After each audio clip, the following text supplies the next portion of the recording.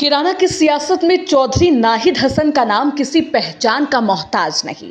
दादा सांसद रहे, पिता सांसद और विधायक रहे, माँ भी सांसद रही, यानी राजनीति इस परिवार की नस नस में बहती है। लेकिन जितना रसूख इस परिवार का है, उतना ही विवादों में नाहिद हसन का नाम घिरा रहा। अब बड़ा सवाल ये है कि 27 के विधानसभा चुनाव में नाहिद हसन का असली प्लान क्या है? कौन सा नया सियासी खेल वो रचने वाले हैं जो उन्हें जीत की मंजिल तक पहुंचाएगा? और क्या वो अपने परिवार की परंपरा को आगे फिर से बढ़ाएंगे? क्या इस बार फील्डिंग सेट है? लेकिन सवाल ये है कि 27 के विधानसभा चुनाव के लिए नाहिद हसन का प्लान क्या है? इस बार विधानसभा चुनाव में नाहिद हसन करने वाले क्या है?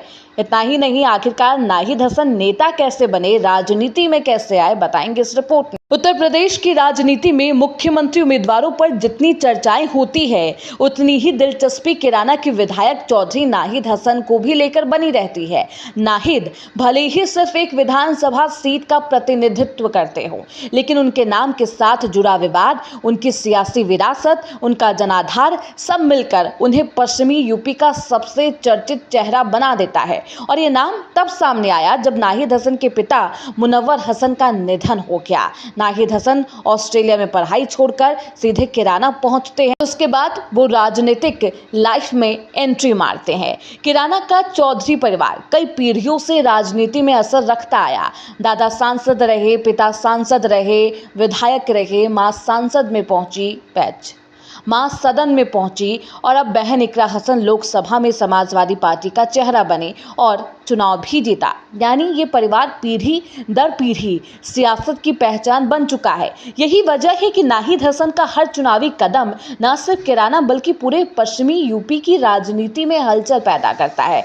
2022 के विधानसभा चुनाव में समाजवादी पार्टी ने जब नाहिद हसन को उम्मीदवार घोषित किया था, तो भाजपा ने किराना के पलायन और मुजफ्फरनगर दंगे को मुद्दा बनाकर खूब उछाला।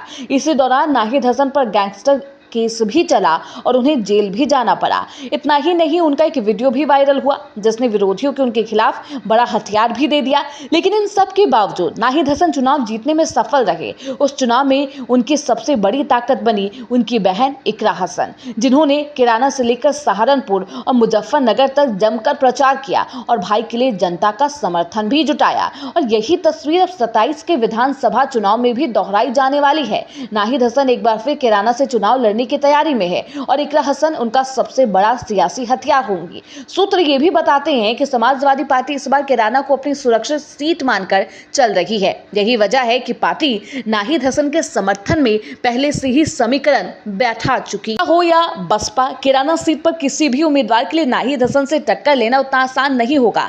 वजह साफ है, नाहिद हसन का अनुभव, चौधरी परिवार की जमीनी पकड़ और मुस्लिम गुर्जर वोट बैंक पर गहरी पकड़।